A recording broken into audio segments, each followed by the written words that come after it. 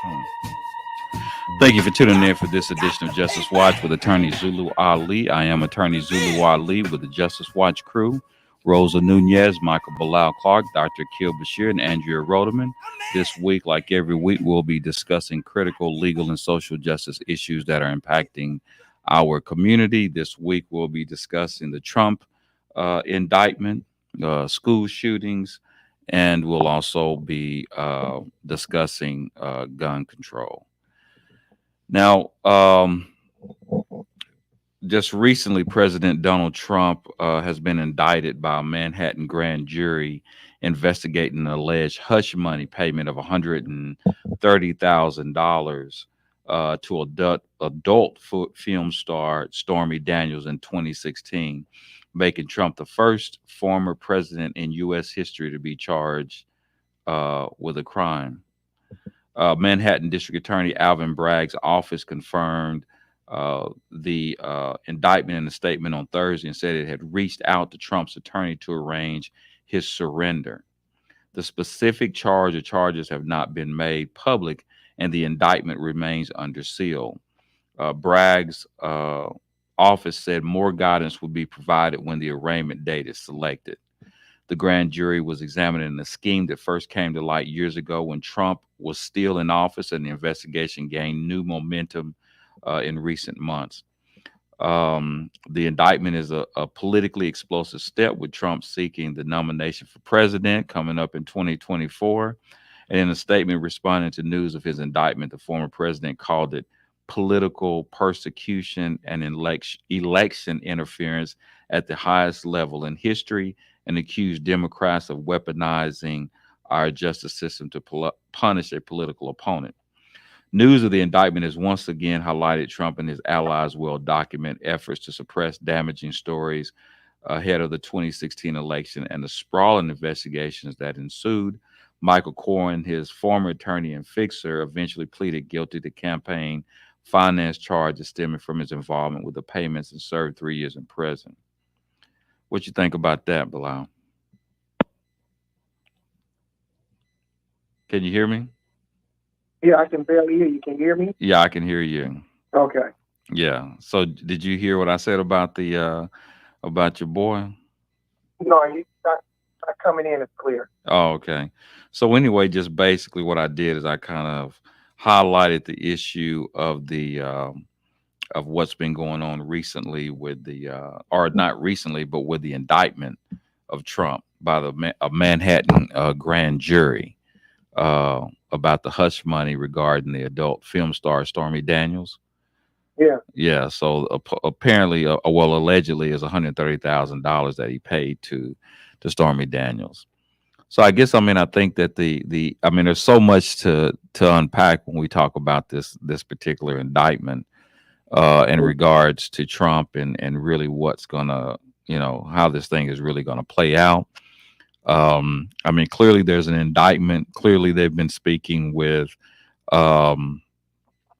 his people to make a determination as to whether, and they're saying to, I guess, turn himself in, right? Yeah, pretty much. Yeah. So I don't know how it's going to play out. This is the first time that a former president has actually been indicted or to actually been charged with a crime. And so, it's going to be interesting how logistically, this is going to play out because, first of all, they're going to bring him in, they're going to arraign him, and they're going to put him in jail. He's going to post bail. Are they going to go down that road? Is that possible? It's kind of new and territory. Yeah. What is he going to be in prison with Secret Service? You see what I mean? Yeah. So it's going to be really interesting to see, how this really plays out. But also, the timing of it obviously is as we're gearing up to, the president, the nomination, the presidential nomination for the Republican parties in 2024. I believe that in many ways, what it does is it could make him more popular. He has a base that's extremely loyal to him. Yeah. And it's hard for me to imagine that it's really going to waver his base one way or another. And in many ways, it actually might make him even more popular, with him being indicted on this charge, because he already said he could go and out into the street and shoot somebody in broad daylight, and he would still have his followers. Yeah. So what would So I don't know. I mean, it's going to be an interesting situation to see how this actually, how it plays out.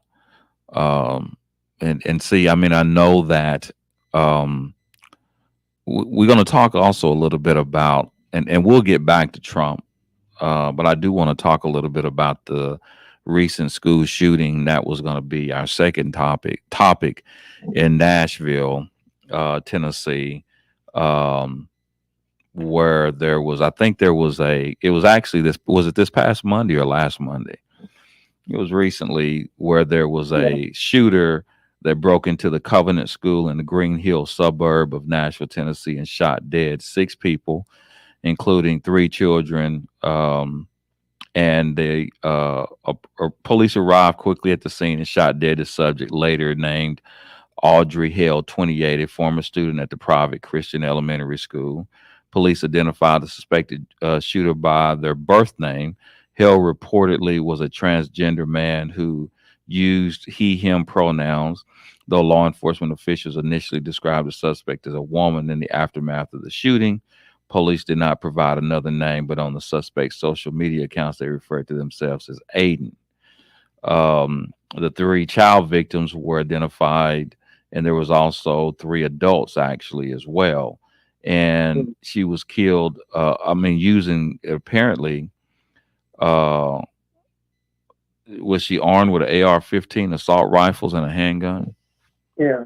I mean, they're doing a lot now, And so Mhm. my thing is, I mean, this obviously brings up a couple other things. Obviously, is the issue of gun control, Yeah. and whether as we start seeing more and more of these shootings in school, right Yeah. now, I've done looked at a little bit at the statistics with regards to these these shootings and well, gun control. Let me talk about gun control as it relates to especially European countries, and um, the relationship as it relates to the more stricter the gun laws, the less likely they have gun violence in their country. There is a correlation between the two, right? And so the question still goes out, and they say that people are the ones that actually kill people, not guns, but people, right?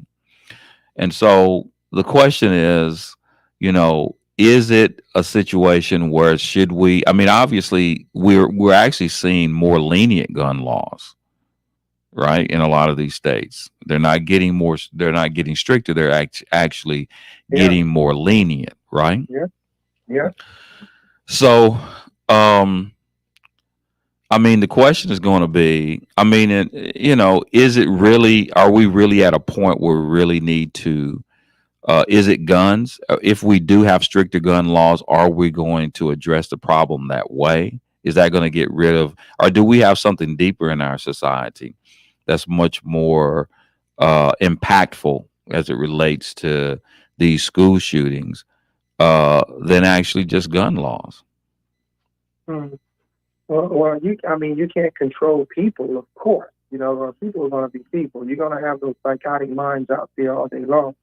I mean, you can't control guns, but I mean, considering the fact that it's one of the rights, you can have that right.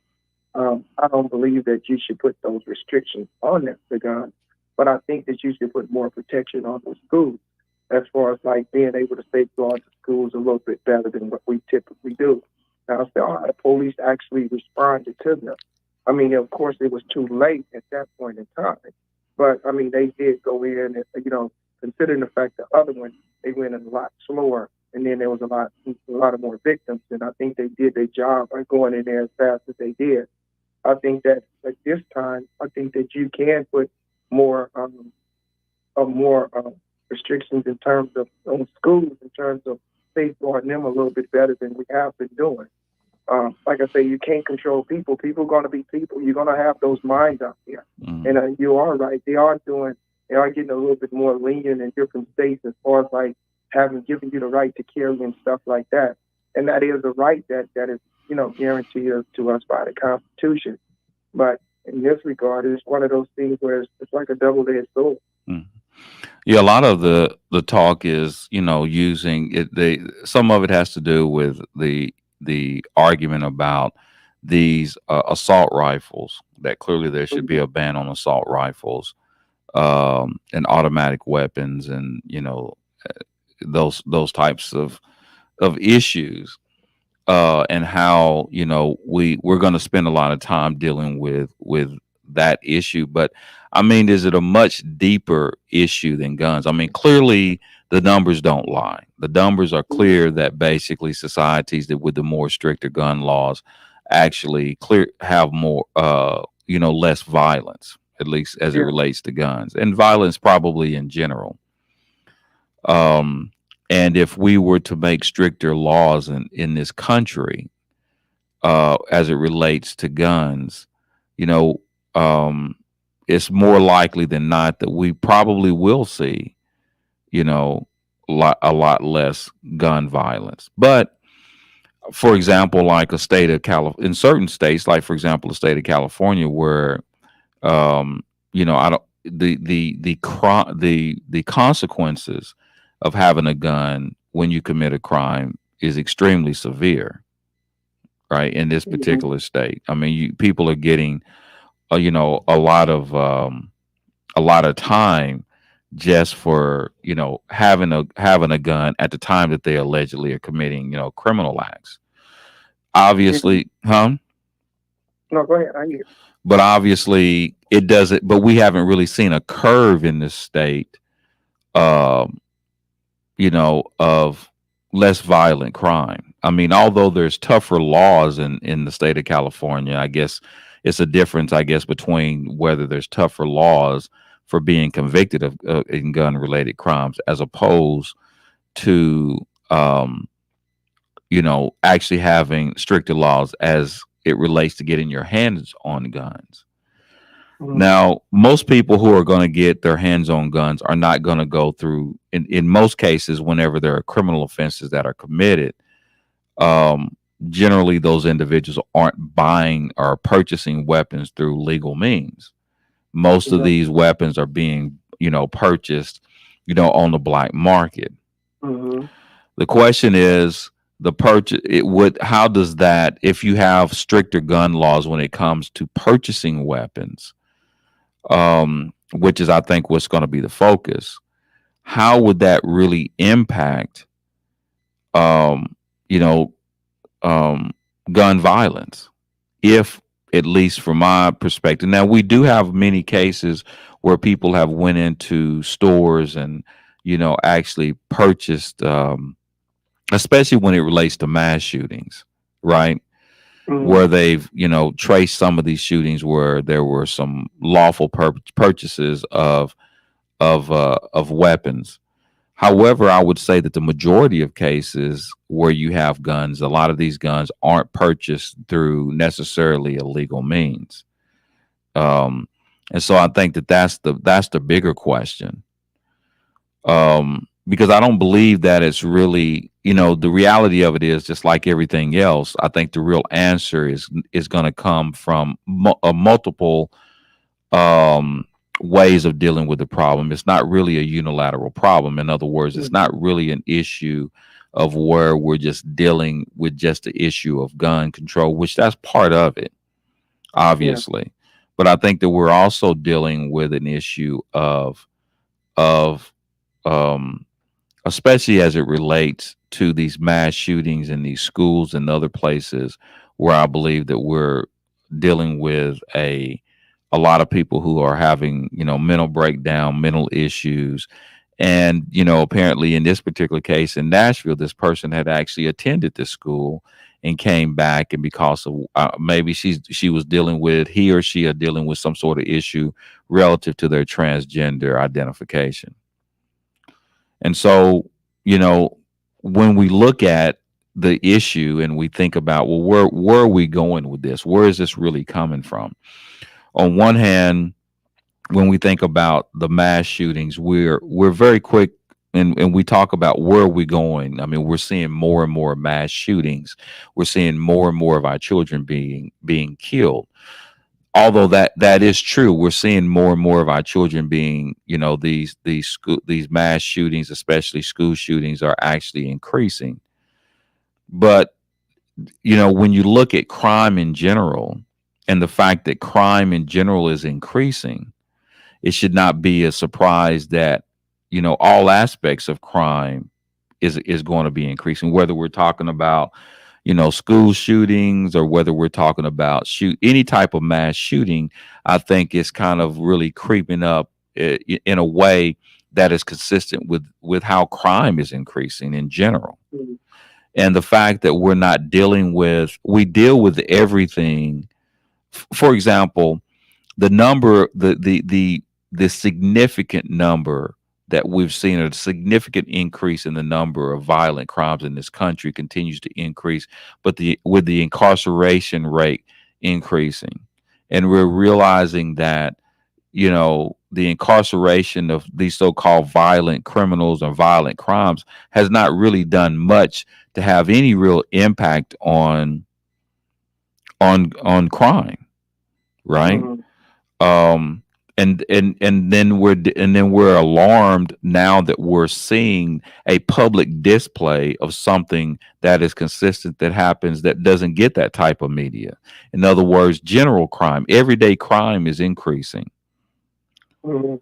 And if the everyday crime is increasing, why would we be so surprised that these mass shootings aren't increasing? It's consistent with what we're seeing just in society in general.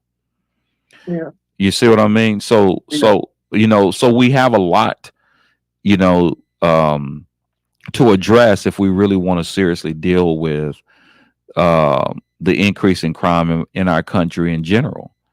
Yeah. I think that sometimes, I think that because it's touching us in a way that, number one, gets more media than like if a kid gets shot in a drive-by shooting, in an inner city somewhere, we really don't hear a lot about it, at least Mhm. nationally, right? Correct. But if it happens to be three children that get shot at once in a school shooting, then it catches our attention. Mhm. um and so as we talk about school shootings and the increasing of school shootings and mass shootings, we also need to put on the table about the increase in violent crime in general.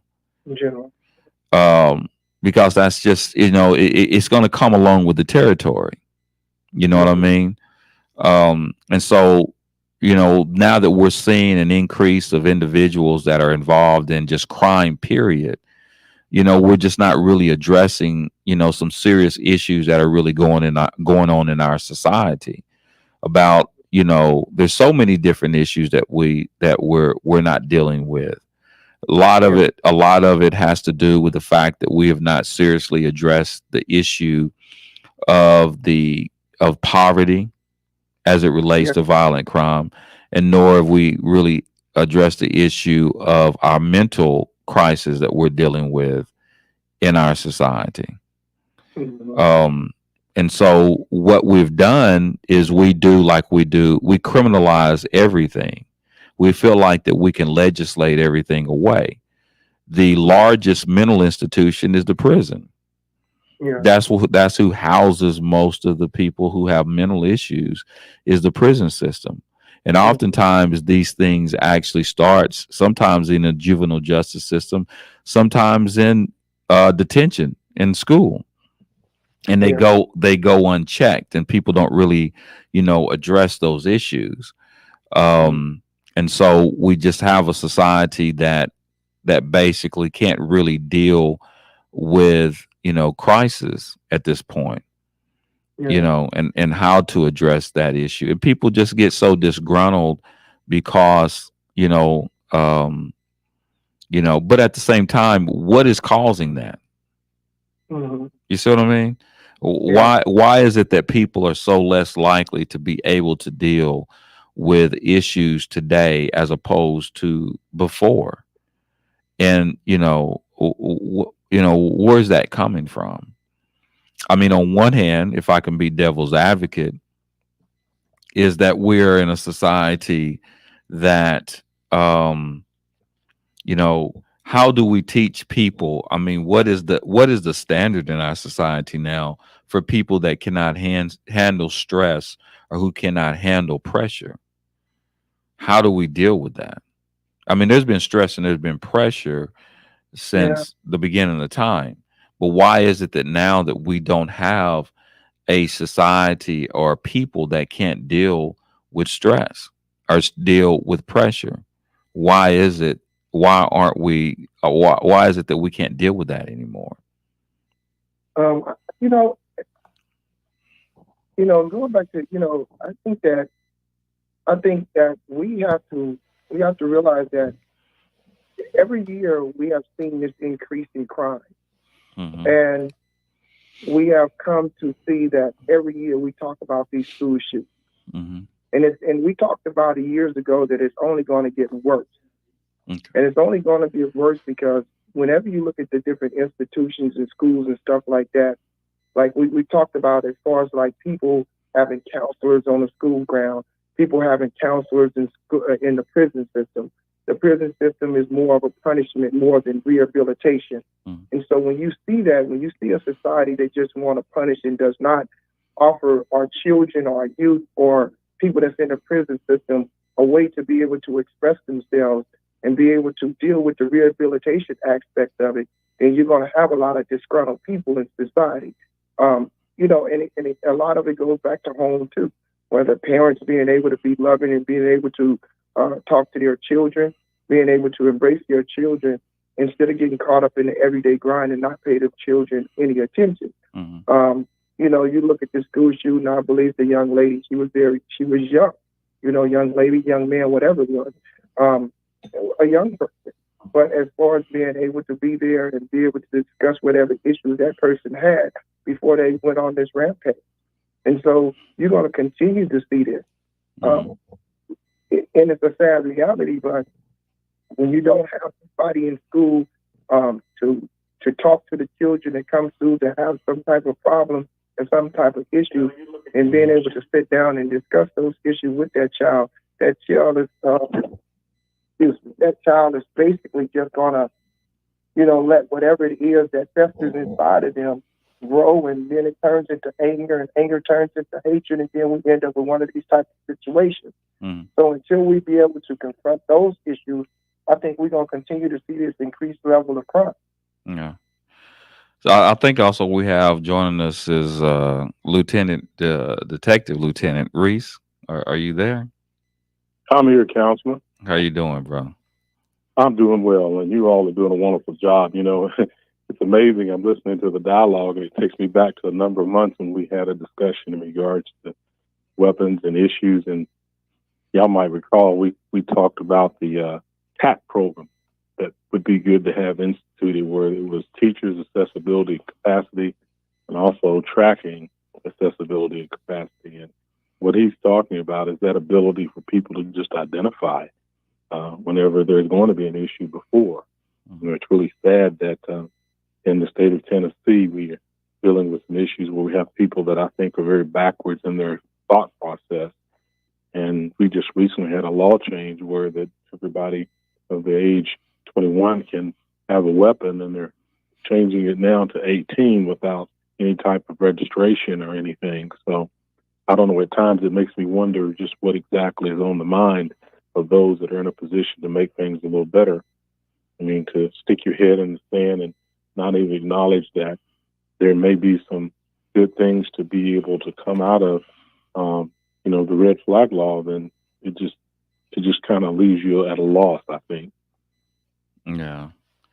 I mean, one of the things, if I can be, I guess I'm going to be devil's advocate today. So, one of the things that um, I know that a lot of obviously, I think that we're dealing with two different issues. I mean, I think that it stems from three different issues that we're dealing with. I mean, just at least from my perspective. Number one, obviously, we're dealing with our obsession and lack of of restrictions as it relates to gun laws in this particular country. I think that's one thing. The second thing I think that and as we were speaking, earlier, was clearly the issue regarding um, the fact that we just have a steady increase in criminal acts anyway. So we're seeing in all aspects of life, we're seeing an increase in crime. So it shouldn't surprise us that we're seeing an increase in these school shootings and just mass shootings in general, just simply because we're going there. And then I think that one of the other things that I think that we're dealing with, regarding the issue of gun violence in our country, is you know the mental aspect of it. You know what I mean? So in other words, I think that there is, and I think that's what we're talking about right now, counseling and things, dealing with trying to identify people who are experiencing these issues and trying to catch them early, and using the prison and the criminal justice system as a mental institution. But one of the things that I did also want to address is, um, you know, one of the things that, and I thought about this actually when we actually had Detective Reese yesterday. We do this stop and frisk. I think you're kind of familiar with the Stop and Frisk Academy that we conduct, where we talk to younger people about how to deal with police encounters, leadership, and many other things. But is there a generational issue relative to the way that we are uh that our children are teaching our children or rearing our children to deal with crisis? One of the things that I see, especially from in my profession, as it relates to the way that um young men and women are raised today, is that they aren't really oftentimes taught the proper way to deal with problems and deal with adversity. Mm-hmm. We tend to kind of be a society where, and I think that we talked about this the other day, where everybody has to get a trophy. You know what I mean? We Yeah. don't, we teach our children how to win, but, we don't really teach them how to take a loss.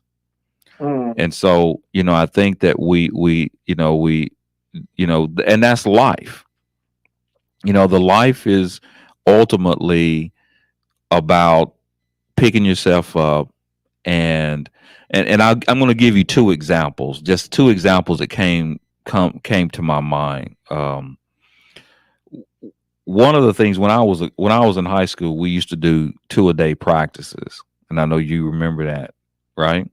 And even 3 a day in some situations. Yeah. Right. And I remember one day I was at home, and I was complaining about to myself about 2-a-day practices. And I remember my mother came in and scolded me for complaining about 2-a-day practices, right? And also I remember one time, I mean, my main thing, of course, was I love playing football, but I also had played baseball a couple of years. And I remember one year I really didn't like baseball that much, and I was going to quit. And I remember my mother wouldn't allow me to quit, because she said, "Hey, if you start something, you got to finish it. You can't quit." So, this just kind of goes to that now. We don't really have that kind of tough it up type of situation. On one hand, we say that's the problem, because we're so used to not really addressing our mental issues, because we're taught in our community and in other communities, just be tough, to suck it up. It's the fourth quarter, suck it up, keep your head up, and keep fighting, right? But On the other hand, is it that we're getting away from that? Because life is all about crisis. That's the Mhm. whole, that's life. Life from beginning to end, life is really about how you deal with adversity. Nobody is immune to adversity. There's, if, like they always say, if it ain't one thing, it's another, right? Mhm. Well, that's true. The biblical text tells us, man born of a woman have days that are full of tribulations, and that's just a given. And I would have to agree in regards to the way that the the kids today may be raised. There's not any classes or anything that kind of teaches them conflict resolutions, Mm-hmm. whereby that they know that they have options other than going to the most extreme Mm-hmm. in order to resolve a situation. Mm-hmm. And then also, like you mentioned, is just being able to take a loss Mm-hmm. and being able to know that it's okay for me to lose today, and then tomorrow I may be the one that wins. Mm-hmm. And that's just how it goes. But I think that we have to get real as adults in this thing too, and say, well, one, there is a need for understanding that there has to be some type of limit on the capacity of the carnage that a person can actually utilize if they have a military style weapon. We have to get real with that. And then secondarily, we have to get real with the fact that, it is a mental issue, and there is something that's going on, with our children. I think as an investigator, what always disheartens me is in the majority of the shooting situations, there's always somebody that comes out later and say, well, I knew this was going on, or I knew something was happening. Mm-hmm. And I think one of the problems that we have in the United States is the fact that we don't really want to term this exactly what I feel personally that it is. Mm-hmm. And to me, it's an act of terrorism. Mm-hmm. A lot of times we want to have foreign and domestic terrorism or whatever and put a label on it and kind of, ice it down if it's domestic or whatever, because they're American born, so it's not as serious as if it's from another country. But the fact of the matter is we have to get real and just call it what it is.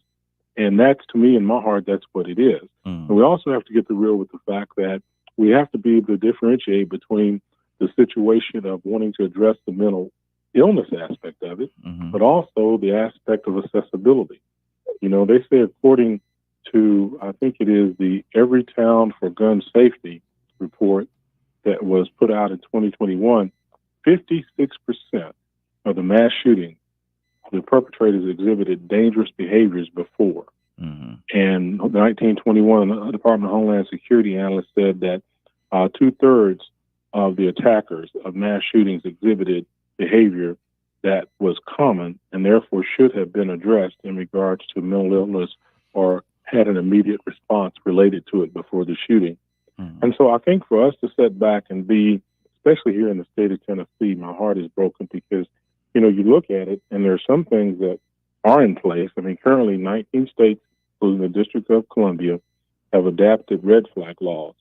But the state of Tennessee is one of 31 states that have not done that. Mm-hmm. And when you look at a report from the Extreme Risk Protection Order from New York State, in 2021, after they enacted that, there had been 500 orders of protection filed in relationship to concerns of people that might do harm to themselves or someone else. Mm-hmm.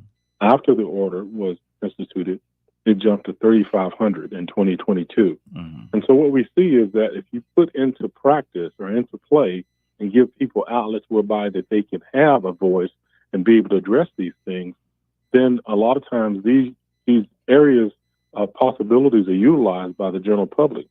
My heart was broken watching the news after the shooting, and there was a young girl who the shooter reached out to, and as soon as she got off the phone with her, she made an attempt to try to make contact with somebody to say, I received a call from someone I haven't heard from in a long time.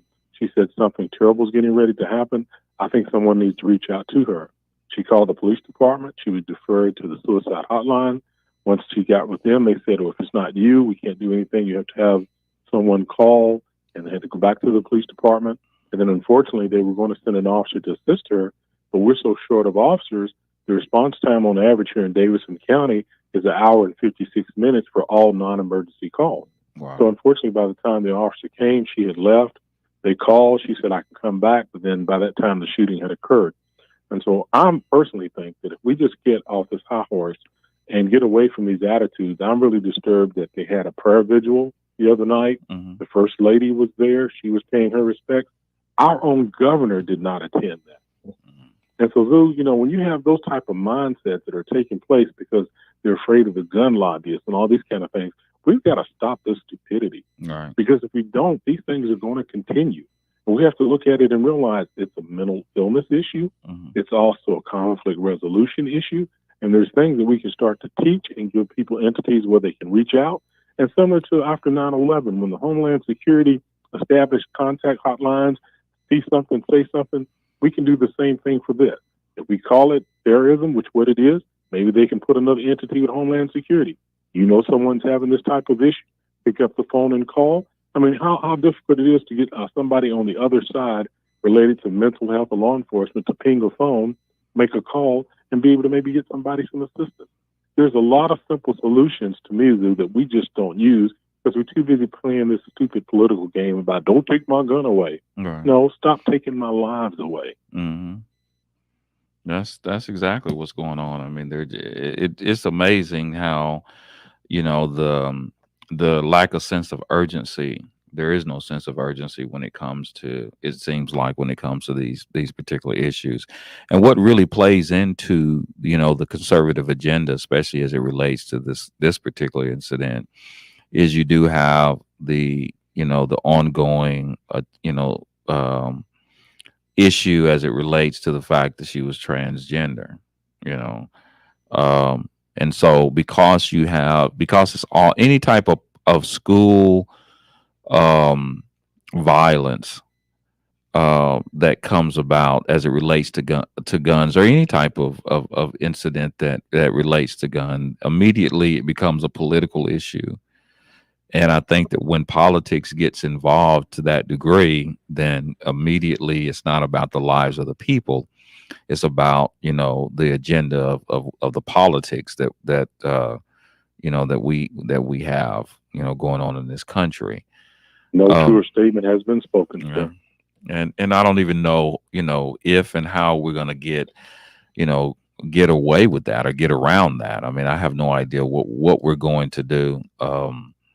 I mean, I don't know whether it's going to take, obviously, is it going to be too late? Are we going to wait to address it to, when it's too late? I mean, I have no idea how we're going to deal with it in this country, but I do know that we have to begin to start doing something because it's not really limited. I mean, what's happening in this country, I think that school shootings and what we're seeing happening in these incidents is kind of like a microcosm of really what's happening in our society in general. Although it may seem like these are isolated, so to speak, incidents, and it's just an issue of school shootings, it's a much, it's a an indication of really, the over, what's really happening with our young people today, what's really happening, with the mental issues that we're dealing with today, the schools. I mean, there's so much that comes to play when it comes to these school shootings that if we don't pay attention, then eventually it's going to amount to something that's going to go, that we can't control, unfortunately. So I have no idea, I mean, I haven't seen it. And that's another thing. I mean, yeah, I haven't seen it like this before, in my opinion. Counselor, I hate to put this on any particular segment of society, but I will say this, and I don't know, it's just been something that's been on my heart. The change is going to come in regards to these senseless situations and these shootings when the women of this United States stand up and say enough's enough. And the reason I say the women is because they are the life givers. Mm-hmm. They are the ones that carry these children. They are the ones that are connected more to human life, I feel personally as a man, mm-hmm. than anyone. Mm-hmm. And so I say that when the masses of the women get together and say, we're sick of this and enough's enough, and I said, well, let's start a group called MASS. It stands for Mothers Against Senseless Slaying. Mm-hmm. Let's do that. Mothers Against Senseless Slaying, because that's what this is. Mm-hmm. And when we get to that point where these mothers step up, you'll start to see a change. Uh-huh. And there's a lot of power in the bedroom. Mm-hmm. If you got these men or these politicians that are being stupid, you let these mothers step up and say, hey, you ain't touching me till you get this right. Mm-hmm. A lot of things will start to change. Right. Wow. That's crazy. Yeah, Yeah. What say you, Bilal? yeah, I can't quite hear him on the other end, but it's sad because it's like, as a parent, every time I drop my children off at school every day, it's one of those things where I'm real concerned about their safety because I don't know what's going to happen.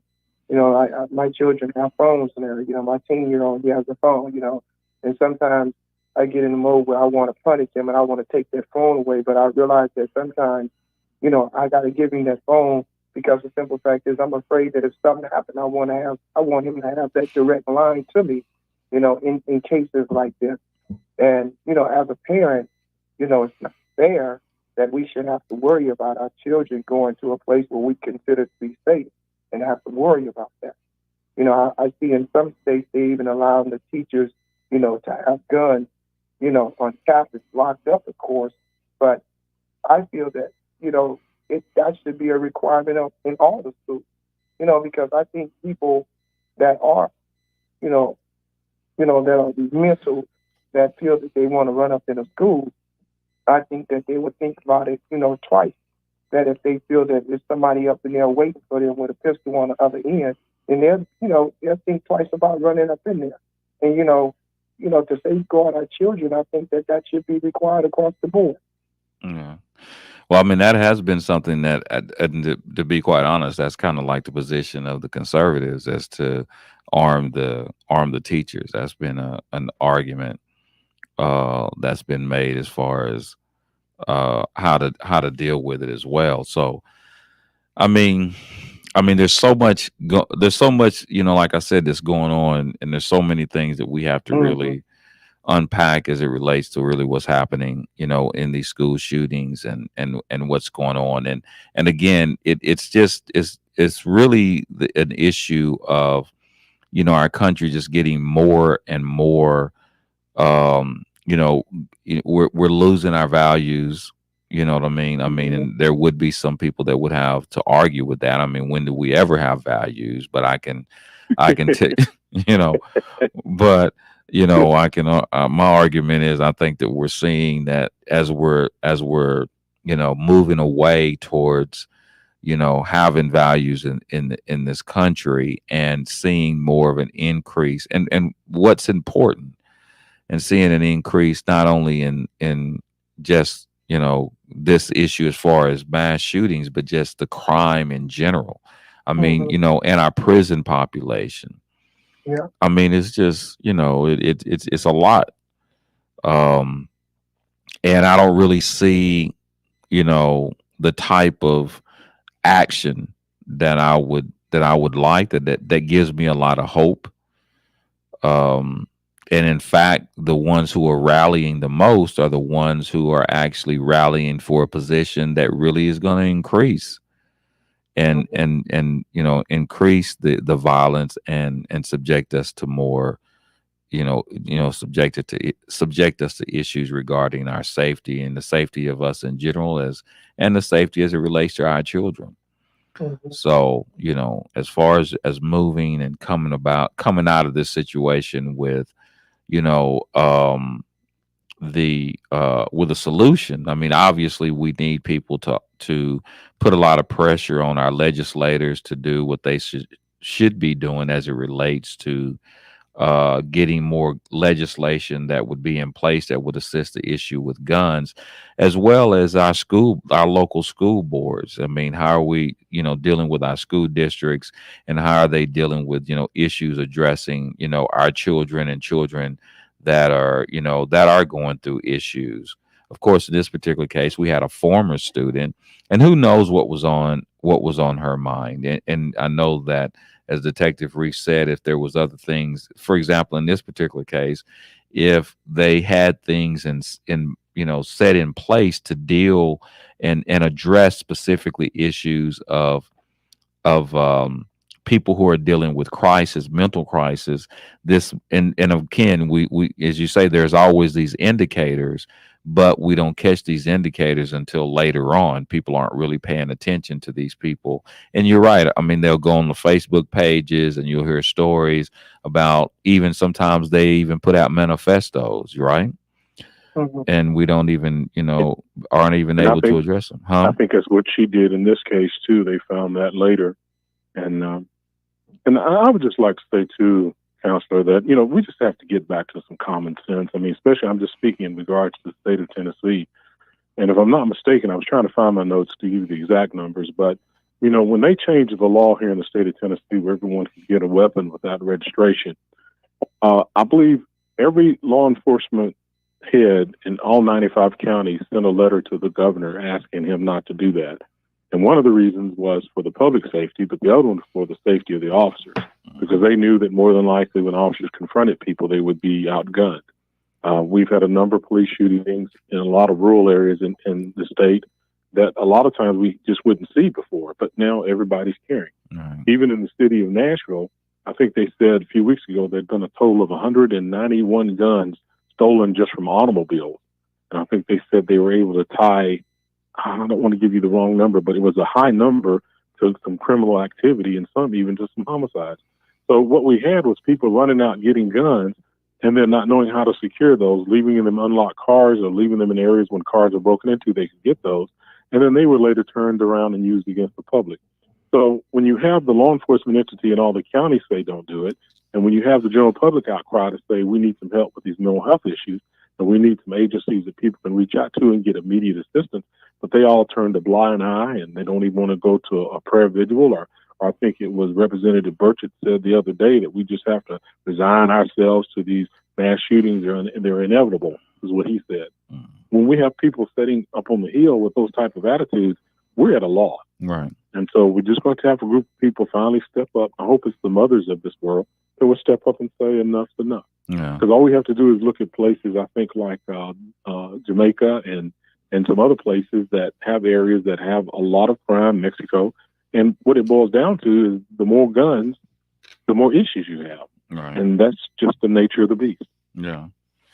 It definitely makes a difference. I mean, I think that, like as I said at the very beginning of this segment, I mean, numbers don't lie.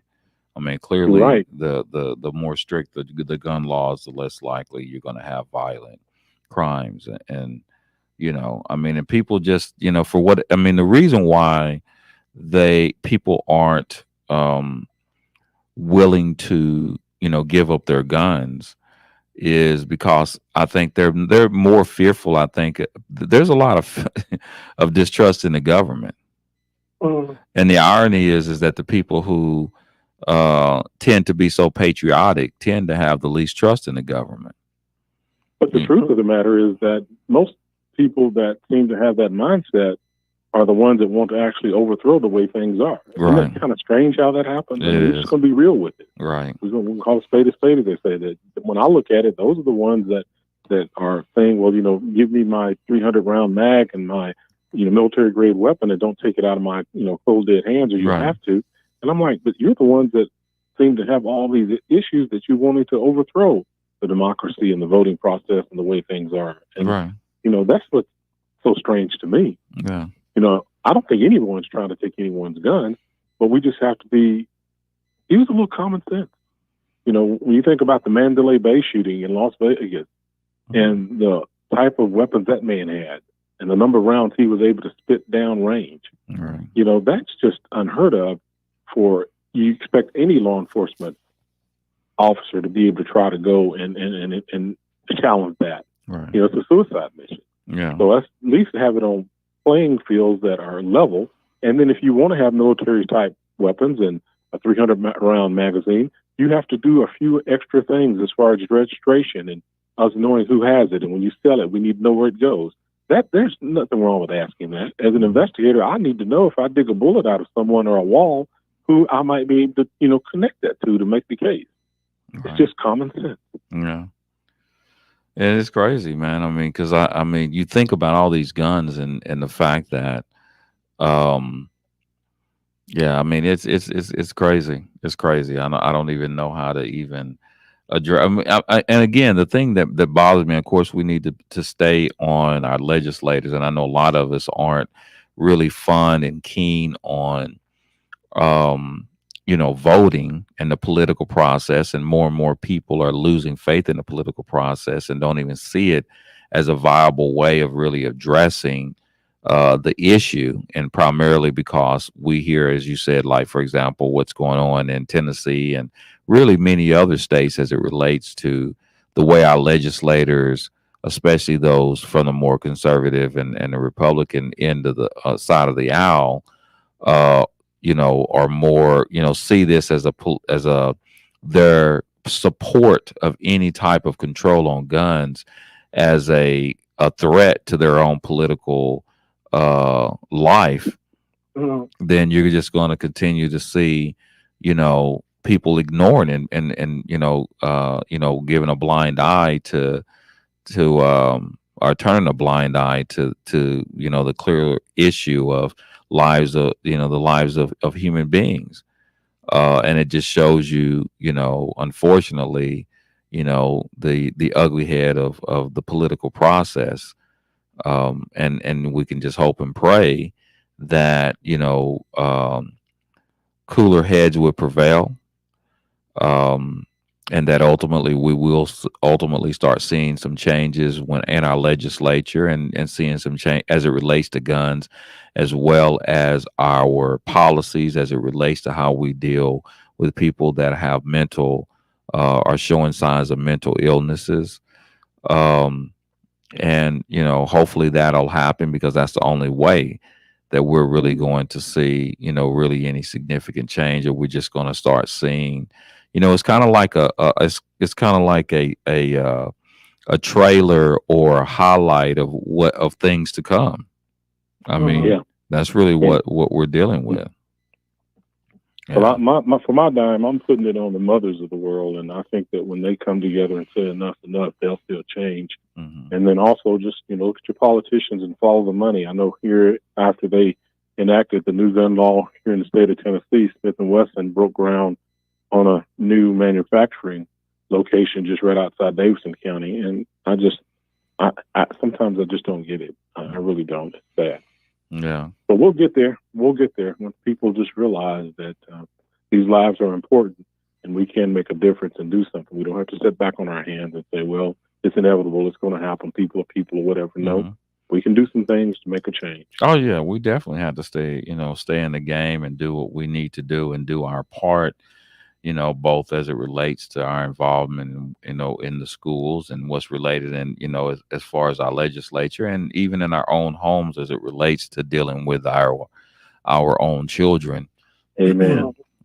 And I think that's kind of one of the things that we have to really, pay attention to, realizing that really what's going on in this society, and how we're seeing these children that are being, the depression and the that these children are dealing with. And it's amazing that when things were so simple, it was so much easier to deal with stuff, right? Amen. But at any rate, wow, we done ran out of time. Wow, man, I appreciate you chiming in, Detective Reese, like always. Always a pleasure, and I hope you all have a blessed rest of the week. You too. Stay safe. All right, thank you. We'll see you next week, same time, same place, same channel. And until that time, stay blessed.